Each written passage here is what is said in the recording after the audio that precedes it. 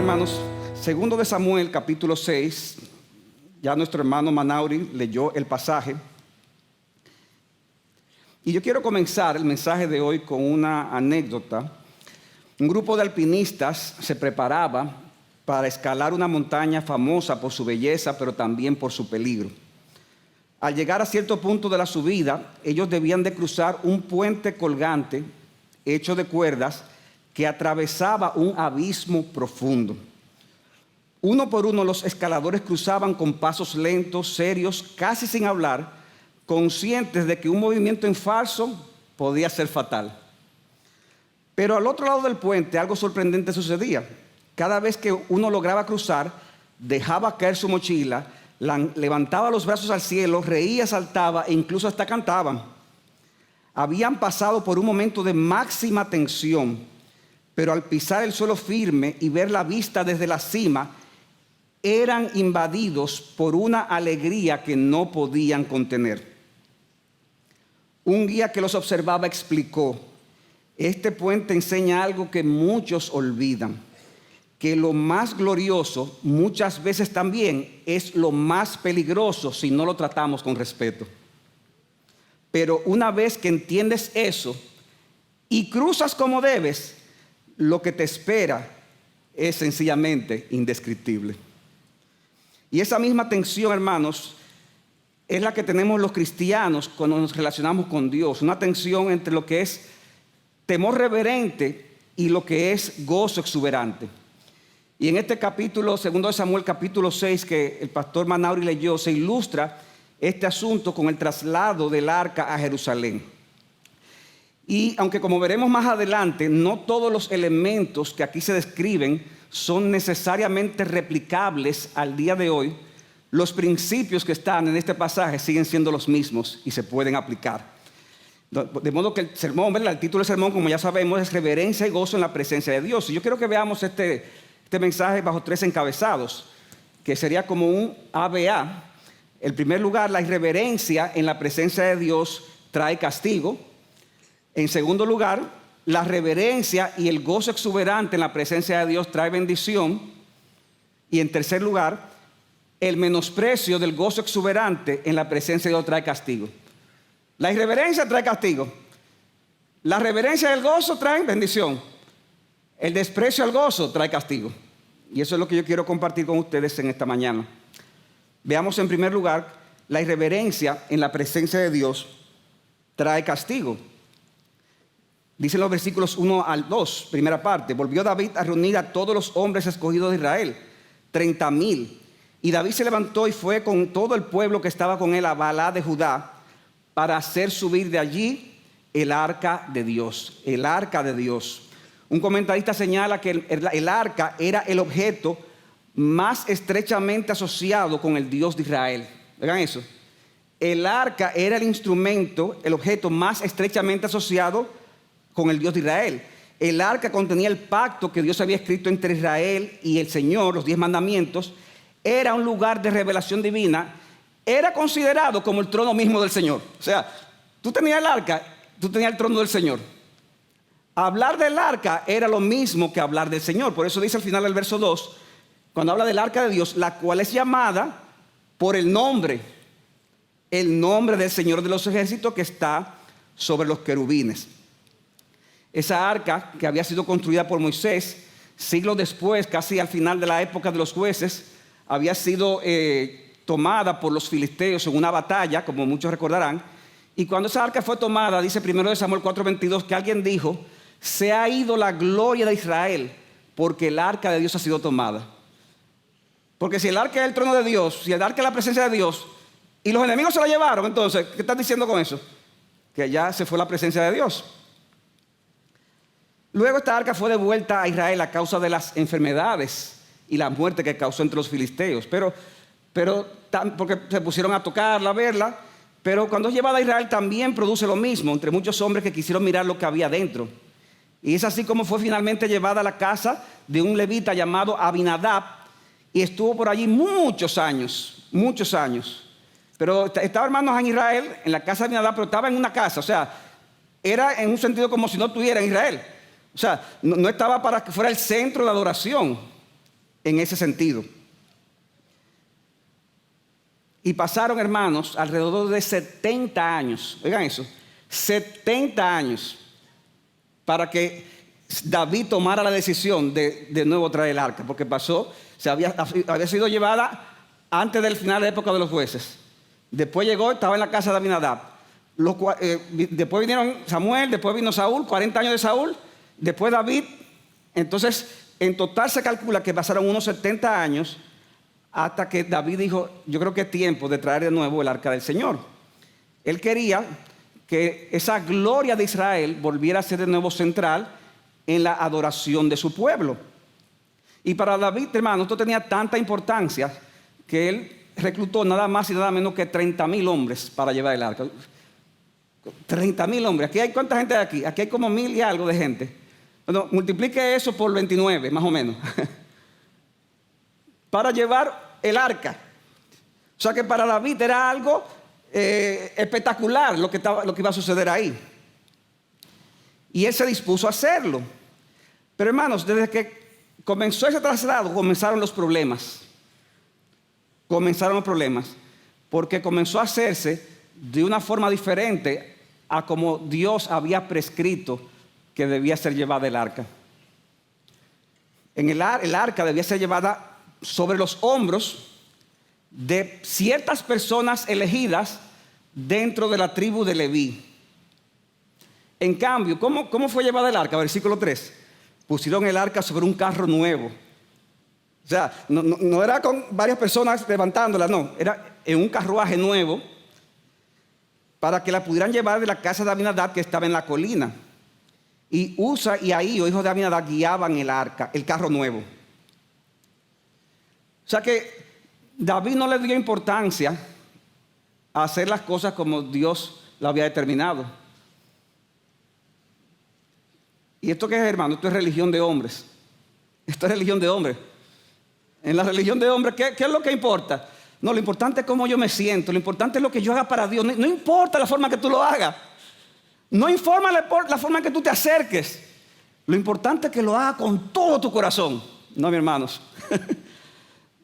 David lo hizo con todo su corazón, pero no lo hizo de la manera que Dios había prescrito y comenzó a irle mal. Dice el versículo 5, David y toda la casa de Israel se regocijaban delante del Señor con toda clase de instrumentos. Y ahí menciona instrumentos de cuerdas e instrumentos de percusión. Pero hermanos, a pesar del gozo que David y el pueblo sentían en ese momento, el Señor no estaba agradado con lo que estaba sucediendo ahí. En la presencia temible del Dios Santo que estaba ahí, había que hacer las cosas de la manera que Dios había estipulado. Porque podemos estar haciendo cosas para el Señor. ¿Ustedes saben eso? Que podemos estar haciendo cosas para el Señor que nos sintamos bien, que nos causen gozo y alegría.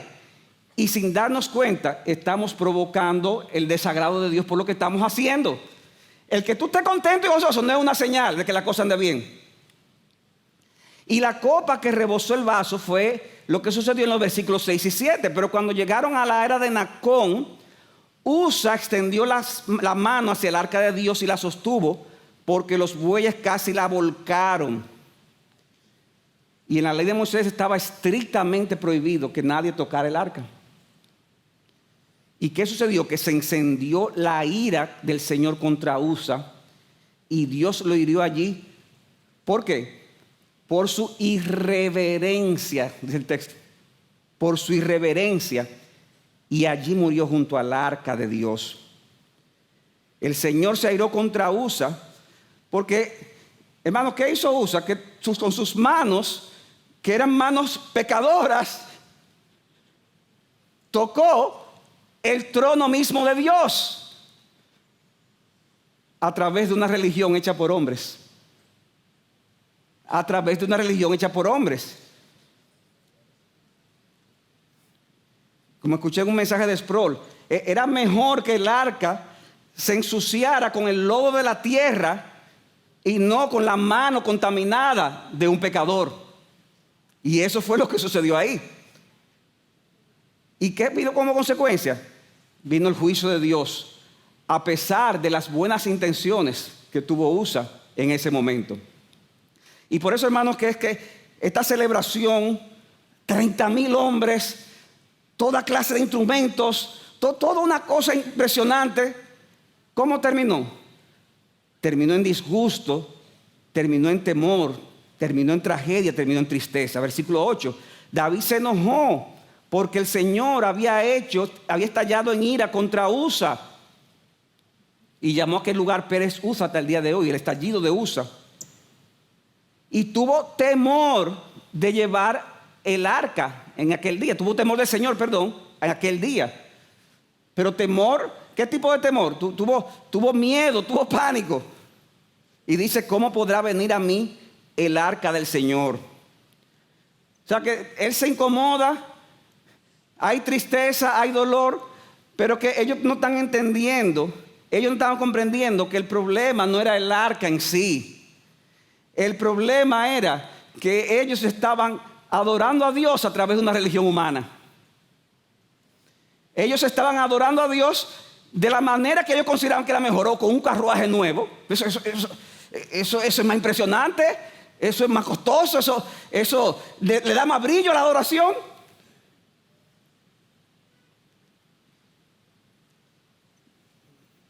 Pero al final, hermanos, la religión humana, ¿qué es lo que trae? La ira de Dios, el desagrado de Dios. Hacer las cosas fuera de los términos de Dios trae condenación. En la religión humana nosotros pensamos que tenemos a Dios de nuestro lado por el hecho de que hacemos las cosas como mejor nos sentimos. Y cuando actuamos así estamos provocando el desagrado de Dios. En cambio, cuando adoramos y nos acercamos a Él en sus términos, hermanos, entonces el resultado es distinto. El resultado es distinto. Es posible, hermanos, tener gozo y que Dios esté desagradado. Pero también es posible tener reverencia y gozo exuberante bajo la sonrisa de Dios. Y eso nos lleva a nuestro segundo encabezado. ¿Qué hemos visto en primer lugar? La irreverencia en la presencia de Dios, ¿qué causa? Castigo. En segundo lugar, la reverencia y el gozo exuberante en la presencia de Dios traen bendición. Traen bendición. Dice el versículo 11. David, cuando sucede la tragedia, decide dejar el arca en la casa de un señor que se llama Obed-Edom. Y dice el verso 11, por 3 meses permaneció el arca del Señor en la casa de Obed-Edom. Ahora, hermano, pónganse en el lugar de este señor. Aquí estamos hablando de algo que era tan serio que mató instantáneamente a una persona. A un hombre que era posiblemente un hombre fiel, un hombre justo, porque era en la casa de su papá que el arca tuvo por 70 años. O sea que, vamos a decirlo así, si es por cualificaciones, óyeme, ¿quién como Usa? Y sin embargo, porque se hizo algo diferente, ¿qué pasó? Que Usa fue exterminado. O sea, sin contemplaciones. Exterminado ahí mismo. Y no importaba que él tuviera familia, que él tuviera hijos, que él tuviera planes, que él tuviera nada. Ahí mismo murió. Y David dice, mira, ¿cómo tú te llamas? Obed-Edom. Mira, quédate con el arca, por favor. ¿Y por qué a mí? O sea, cualquiera puede sentir, pero y no le puedo tocar de al lado o a otro más lejos. ¿Por qué a mí? O sea, cualquiera estuviera muy preocupado, ¿verdad?, de tener un instrumento como ese en mi casa, con familia, con posiblemente niños pequeños. Óyeme, pero por favor, rey. Pero hermano, como decíamos hace un rato, el problema no era el arca en sí. El problema es bajo cuál religión tú ibas a servir al Señor. Si bajo religión humana o bajo la religión divina. Y Obed-Edom recibió el arca. ¿Y qué hizo? Practicó la religión divina. Practicó la religión divina. Por el texto se sobreentiende que él se manejó con cuidado. El arca no se tocó. Se nota que era un padre que tenía control de sus hijos, ¿verdad? Que puso leyes, en ese sentido puso ley. De aquí hasta aquí, de aquí no crucen. Hizo las cosas como Dios había mandado. ¿Y qué sucedió como consecuencia? Versículo 11, segunda parte. que el Señor bendijo a Obed-Edom y el Señor bendijo a toda la casa de Obed-Edom. Porque, mis hermanos, cuando estamos en la presencia de Dios, en actitud de reverencia, haciendo las cosas a su manera, eso trae bendición a nuestras vidas. Bendición a nuestras vidas. Cuando hacemos las cosas a la manera de Dios. Y a David se le informó lo que sucedió. Dice que se dio aviso al rey David diciendo: David, el Señor ha bendecido a la casa de Obed-Edom. El problema no era el arca. El problema es de qué forma vamos a adorar a Dios. No solamente que lo bendijo, sino todo lo que tiene que ver con él. Entonces ahora está prosperando. Ahora le está yendo bien. Y ahí, hermanos, vemos un cambio en el corazón de David. Un cambio en su corazón. Ahora él dijo, wow, o sea, él entendió. ¿Y qué hizo él? Dijo, bueno, pero ya yo no me voy a meter en eso. No. Es que yo quiero la presencia de Dios. Porque como creyentes vamos siempre a anhelar la presencia de Dios. No importa el cuidado que debamos tener con eso. Y dice el texto que David fue y con alegría, hermanos, hace 3 meses habían matado a Usa, pero él con alegría hizo subir el arca de Dios de la casa de Obed-Edom a la ciudad de David. Él entendió finalmente que las cosas a la manera de Dios, que la religión divina trae bendición y trae gozo. Trae bendición y trae gozo. Dice el pasaje paralelo de 1 de Crónicas 15, verso 2. Entonces David dijo, nadie debe llevar el arca de Dios sino los levitas. Oigan, ya está corrigiendo, ¿verdad? Señores, estamos felices, pero por si acaso, para que no haya duda, solo los levitas, puesto que no la llevasteis la primera vez, el Señor nuestro Dios estalló en ira contra nosotros, ya que no le buscamos conforme a la ordenanza. Verso 15, y los hijos de los levitas llevaron el arca sobre sus hombros, con las barras puestas, como Moisés había ordenado, conforme a la palabra del Señor. Wow. Wow, es hacerlo a la manera de Dios. Y cuando lo hacemos a la manera de Dios, eso trae gran gozo a nuestros corazones. Dice el versículo 13 que cuando los portadores del arca habían andado 6 pasos, David ofreció un buey y un carnero cebado. Y por el texto paralelo de Crónicas sabemos que hubo más sacrificios. Pero hermanos, las cosas, como las cosas se estaban haciendo a la manera divina, ya no había que estar como, sí, pero por si acaso todavía sigue siendo Dios, pero vamos a tener... No. A veces pensamos que la reverencia es como, mira, calladito. Y cuidado. No, esa no es la reverencia. Ni la irreverencia. La irreverencia de Usa no fue que habló alto. La irreverencia de Usa no fue que estaba muy contento, muy contentón. La irreverencia de Usa fue que violentó los mandamientos de Dios. Puso la mano en el arca y vino el juicio de Dios. Esa fue la irreverencia. Pero si tú andas de acuerdo a los prescritos por Dios, si tú andas conforme a la voluntad de Dios, si tú en ese sentido eres reverente a Dios, no importa que tú hables alto o bajito, que tú camines lento o rápido, que tú estés parado o brincando, no importa, hermanos, porque hay lugar para un gozo exuberante ante la presencia de Dios. Dice el versículo 14 que David, ese que vio morir a Usa 3 meses antes, que se llenó de disgusto y de terror, al comprender eso, dice que él llevaba el arca. ¿Y qué hacía? ¿Qué dice? Danzaba delante del Señor. Eso es lo que dice el texto. Danzaba con todas sus fuerzas delante del Señor. Mira, hermano, yo no estaba ahí, pero para un hombre así, ¿verdad?, fuerte y con energía, hacer algo con toda su fuerza tiene que ser una cosa impresionante.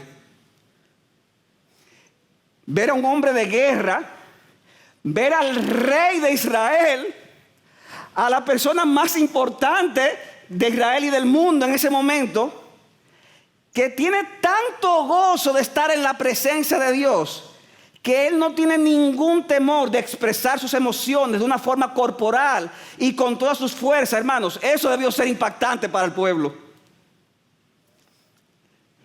Él consideraba que el Señor era digno de que le alabemos con todo nuestro ser. Ese es nuestro Dios. Aunque tú seas rey de Israel, tú eres un gusano delante de Dios. Somos nada. Y nuestro testigo, ¿cuál es? ¿Quién es Dios? ¿Cómo vienes tú, hermanos, a la presencia de Dios? Ya sea aquí en el culto o en cualquier otro contexto. Mi hermano, si tú has confesado tus pecados a Dios por medio de Cristo, si tú estás haciendo las cosas a la manera de Dios, entonces, hermanos, una buena noticia, tú puedes sentir el mismo gozo exuberante que sintió David. Tú puedes sentirlo. Y dice el texto que él estaba vestido con un efod de lino, es decir, con un tipo de ropas sacerdotales. Pero hermanos, lo bueno de estas cosas es que así como a veces uno imita lo malo cuando ve algo malo, también uno imita lo bueno cuando ve algo bueno. ¿Y qué hizo el pueblo? Que imitó lo bueno. Vio a David adorando al Señor con gozo exuberante, con todo su corazón. ¿Y qué hizo el pueblo? Imitó a David. Y dice que toda la casa de Israel hacían subir el arca del Señor con aclamación y sonido de trompeta. Dice primero de Crónicas 15:28 que Israel iba subiendo al arca del pacto con aclamaciones, sonido de bocina, trompeta, címbalos resonantes, con arpas y liras. Ahora, hermanos, no todo el mundo compartió ese gozo y esa alegría que sintió David. Hubo quienes despreciaron eso. Dice el verso 16 con respecto a Mical. Sucedió cuando el arca del Señor entraba a la ciudad de David, Mical, hija de Saúl, miró desde la ventana, vio al rey David saltando y danzando delante del Señor. ¿Y qué hizo? ¿Qué hizo Mical? Lo despreció en su corazón. ¿Y qué le dio a este loco? ¿Y qué espíritu se le metió?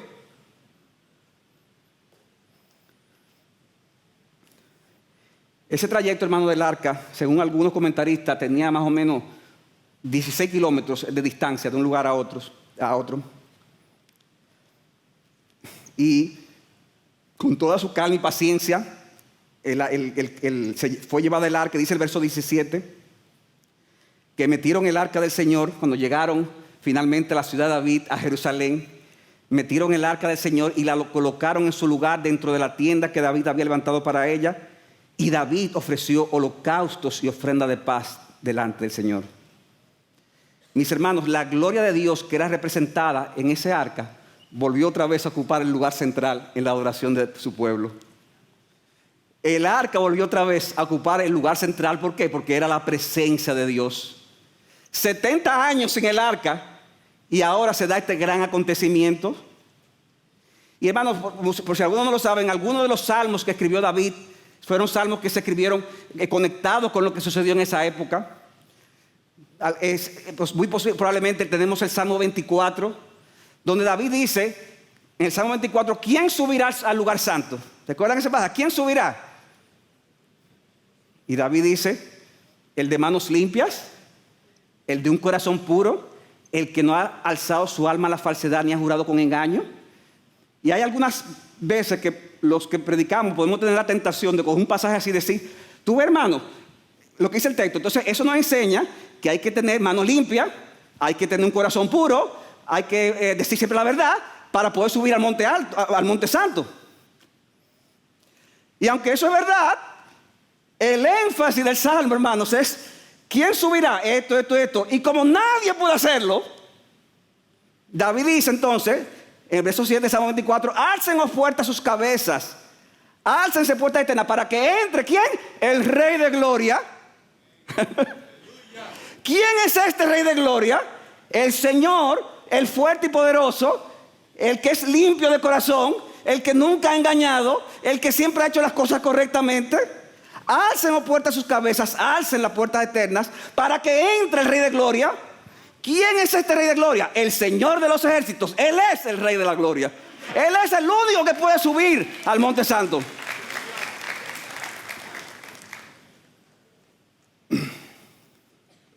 Pero esta historia, hermanos, tiene un epílogo que no es tan feliz. Un contraclímax, pero un anticlímax, ¿verdad? Ya me había inventado una palabra. Un anticlímax. Y lo vemos, hermanos, en nuestro tercer encabezado. Lo vamos a ver. Y es que el menosprecio por el gozo exuberante en la presencia de Dios trae castigo. El menosprecio por el gozo exuberante trae castigo. ¿Recuerdan lo que leíamos en el verso 16?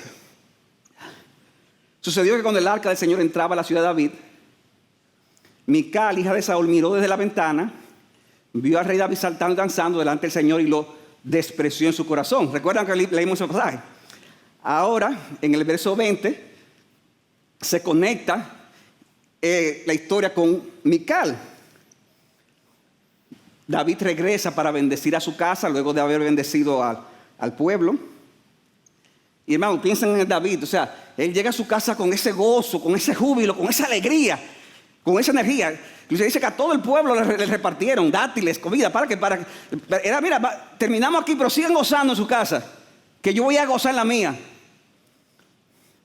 Y cuando llega para bendecir, le dice ella en forma sarcástica: ¿cómo se ha distinguido hoy el rey de Israel?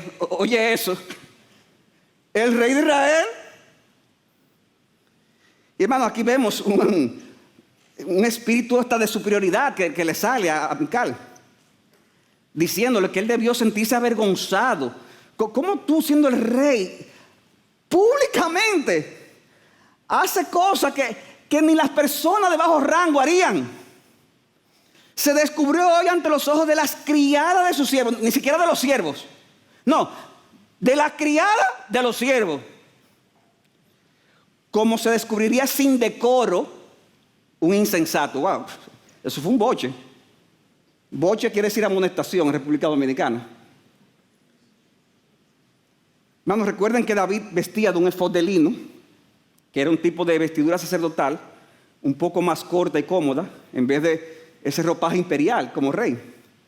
Ahora, decir que él estaba mostrando en su danza alguna parte de su desnudez, hermano, posiblemente fue una burda exageración de parte de una persona que lo estaba mirando con un corazón amargado, con un corazón resentido. Dice un comentarista, en referencia a Mical, su reacción puede ser provocada por nada más que el hecho de que David no ha usado túnicas reales, ni se ha mantenido alejado de la gente común, especialmente de los sirvientes domésticos. El rey tiene que estar aparte. ¿Y qué es eso? Mezclado, dije, con el pueblo y sin ropas reales. Pero hermanos, David, como dijimos, estaba danzando con todas sus fuerzas porque era un acto de alabanza y lo hacía junto con la multitud sin importar la condición social de los que estaban a su alrededor. Él no iba a dejar que esas palabras tan hirientes, tan cínicas, tan venenosas le quitaran el gozo que sentía. Versículo 21. Y David le dijo a Mical: eso que tú dices, que sin decoro, que me rebajé, que me humillé, eso yo lo hice, mira, no fue delante de ti. Es más, tampoco fue delante del pueblo. Fue delante del Señor, que me escogió en preferencia a tu padre y a toda su casa para constituirme por príncipe sobre el pueblo del Señor. Por lo tanto, oye bien, lo celebraré delante del Señor. ¿Tú te sientes mal? Yo lo voy a seguir haciendo. Mical debía de recordar que esa forma de alabar tan intensa y exuberante, él lo hizo recordando que él nada más tenía una persona como testigo, que era el Señor. Y no había ninguna razón para avergonzarse de ese Señor que lo escogió en lugar de la casa de su padre, para ponerlo en el lugar que lo puso. Ante un Dios así, ¿qué razón habría para avergonzarse? ¿Qué razón habría para refrenarse? ¿Qué razón habría para no ser expresivos? ¿Qué razón habría para no mostrar una adoración que fuera exultante, exuberante y llena de júbilo? Por eso David le dice: por lo tanto, lo celebraré delante del Señor. Y sigue diciéndole, y no termina aquí: y aún seré menos estimado que esto, y seré humillado ante mis propios ojos, pero con las criadas de quien tú has hablado, ante ellas seré honrado. Como dice la Nueva Traducción Viviente, así es, Y yo estoy dispuesto a quedar en ridículo. Hermanos, el rey de Israel. Y no como los reyes de ahora, que tienen que andar, no, le puedes arrancar la cabeza que quiera, en esa época. Mira, yo estoy dispuesto a quedar en ridículo e incluso a ser humillado ante mis propios ojos, pero esas sirvientas que mencionaste, de seguro seguirán pensando que yo soy distinguido. O sea que si es para el Señor, David estaba dispuesto a ser más menospreciado de lo que Mical estaba haciendo, pero de parte de esas criadas, él dice, mira, de seguro que ellas me verán con honra. Tú no lo vas a hacer, pero lo van a hacer ellas. Dios resiste a los soberbios, da gracia a los humildes. Si por causa de tu fe eres honrado por alguien, mi hermano, recíbelo con gratitud sin importar la condición social. Hermano, el puritano Matthew Henry dijo lo siguiente. Oigan esto. Matthew Henry en el siglo XVII. En el trono del juicio y en el campo de batalla, nadie hará más para apoyar la grandeza y autoridad de un soberano que David. Pero en los actos de devoción, él deja a un lado el concepto de majestad, se humilla hasta el polvo delante del Señor, se une a los servicios más humildes que hacen honor al arca y piensa que todo esto no es un menoscabo para él. Porque el más grande de los hombres es más pequeño que la menor de las ordenanzas de Jesucristo. Mis hermanos, no nos avergoncemos de que nos consideren ridículos si estamos adorando y sirviendo a Dios con su aprobación. Mientras que David fue exaltado y por medio de su descendencia vendría la redención del mundo, Mical recibió el juicio divino. Versículo 23, y Mical, hija de Saúl, no tuvo hijos hasta el día de su muerte. Y vamos, para concluir, yo quisiera decir que nosotros los cristianos debemos de aprender a vivir cada día con ese sentido de reverencia y de gozo, cada día. Y hermanos, hay que estar claros de que nosotros estamos en el nuevo pacto. Ya la presencia de Dios no está en un arca, no está en un edificio. La adoración a Dios es en espíritu y en verdad, y eso puede ser hecho en cualquier lugar. En un edificio tan bonito como este, o en un colegio como hace UCG. Ahora, hermanos, el hecho de que la adoración a Dios se pueda hacer en espíritu y en verdad en cualquier lugar, no quita que hay un elemento corporativo de importancia cuando la iglesia se reúne a adorar, como lo estamos haciendo hoy. Como dice Cristo, Mateo 18:20, que donde hay 2 o 3 reunidos en mi nombre, allí estoy yo, ahí está la presencia, ahí está el arca, en sentido espiritual, en medio de ellos. Y yo no creo, mis hermanos, que este pasaje de 2 de Samuel nos invite a hacer una réplica exacta de lo que ahí sucedió. O sea, yo no creo eso. Yo creo que lo que sucedió ahí fue una fiesta nacional especial con elementos propios del antiguo pacto. Hoy no hay que vestirse de un efod de lino, ¿verdad que no? No hay que tener levitas, no hay que sacrificar animales. Pero hermanos, ¿con qué actitud y disposición debemos reunirnos y participar del culto a Dios? Esa es la pregunta. En actitud de reverencia. En reverencia. ¿Y cómo se ve eso en la práctica? De muchas maneras, participando del culto en cuerpo, mente y alma con todo lo que sucede. Que cuando estamos cantando al Señor. ¿A usted no le ha pasado que a veces comienzan a cantar y usted en la tercera estrofa como que se conecta? ¿Y qué pasó en la primera y la segunda? Desde la primera y la segunda usted tomó el nombre de Dios en vano. Porque entonces uno tiene que poner, Señor, pon mi mente y mi corazón en hacer las cosas de una manera reverente a ti. Hacer las cosas en el culto decentemente y en orden, evitando hacer cosas innecesarias que nos quiten la concentración.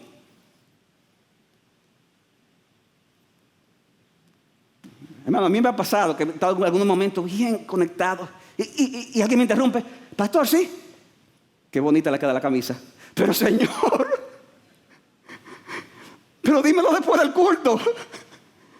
Porque en ese momento estamos en la presencia de Dios. Y lo menos importante es lo bonita que me quede la camisa. Aunque me quede bonita, ¿verdad? Pero eso no es lo importante.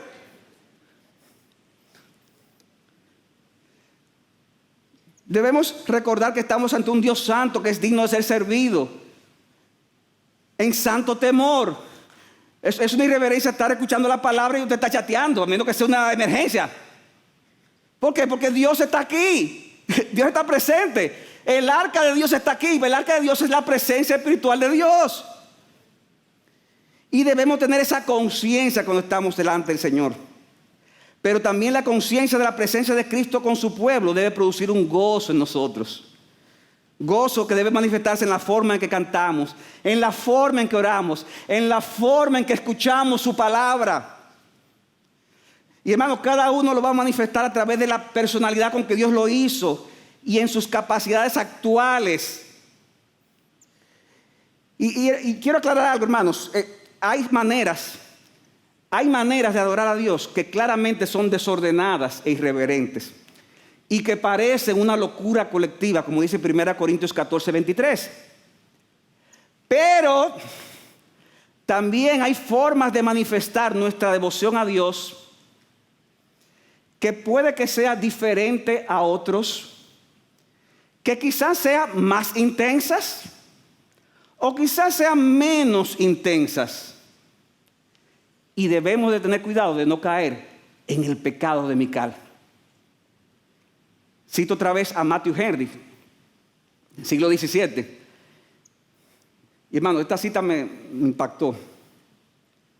Deberíamos tener temor de censurar la devoción de otros, aunque puedan no estar de acuerdo con nuestros sentimientos,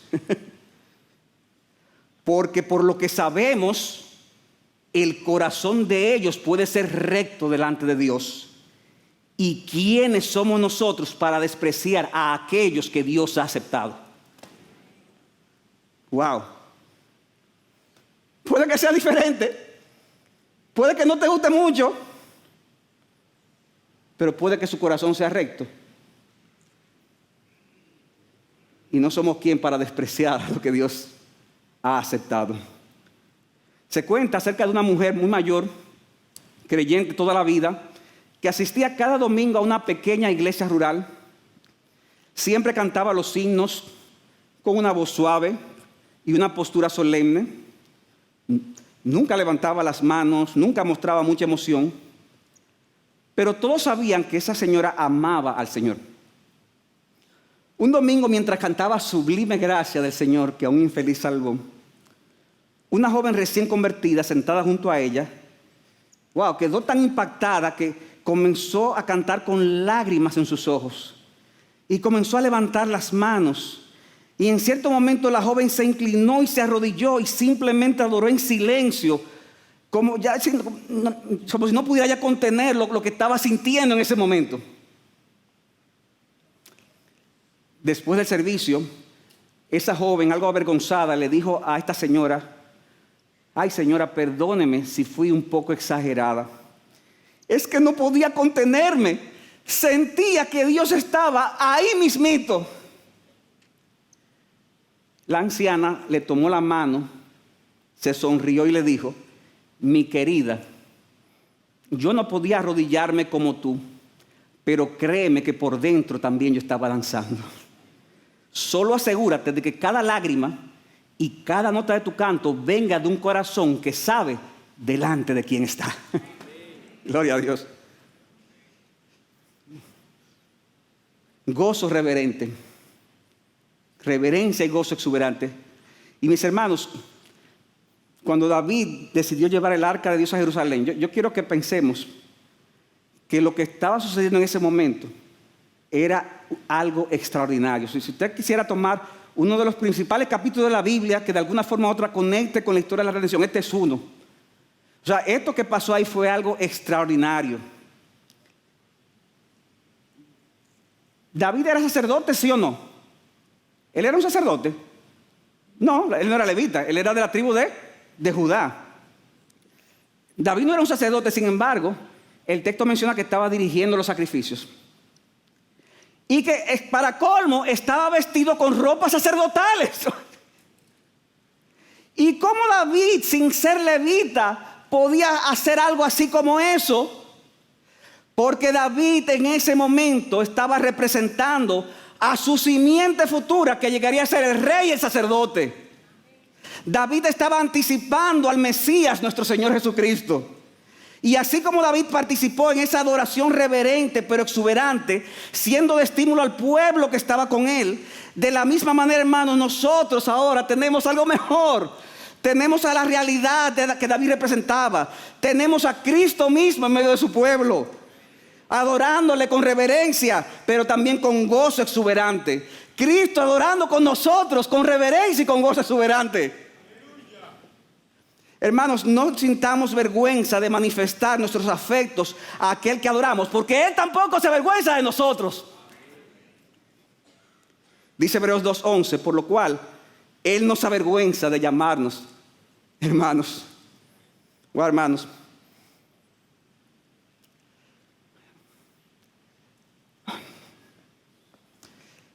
Las cosas que uno hace, que el Señor sabe, que dice, wow, pero ¿por qué soy tan pecador? Soy tan depravado. Y con todo y eso, Él no se avergüenza de llamarme hermano. Cuando dice, anunciaré tu nombre a mis hermanos. En medio de la congregación cantaré himnos. Cristo dice, en medio de la congregación, tú estás cantando, yo voy a cantar contigo. Con gozo exuberante, con reverencia. Y hermanos, esas cosas que estamos diciendo de forma colectiva, debe ser el comportamiento individual de cada creyente. Cada día de nuestras vidas, tener ese sentido de reverencia ante su presencia, pero también de gozo. De gozo, hermanos, por lo que Él ha hecho y por lo que Él sigue haciendo por nosotros. Aún en medio del dolor y la aflicción,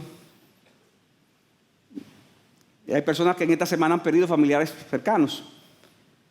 Aún en medio del dolor y la aflicción, wow, podemos sentir el gozo de la presencia de Dios por medio de Jesucristo.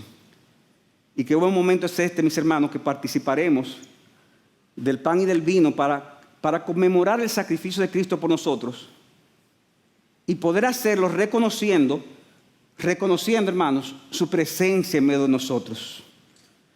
Reconociendo y hacerlo con ese sentido de reverencia al recordar el precio tan alto que Él pagó por nuestra salvación, pero también el gozo que Cristo mismo sintió aún en el dolor, sabiendo que su obra fue consumada, que vio el fruto de la aflicción de su alma y quedó satisfecho. Y si tú no has confiado en Cristo para salvación, recuerda esto. Recuerda esto.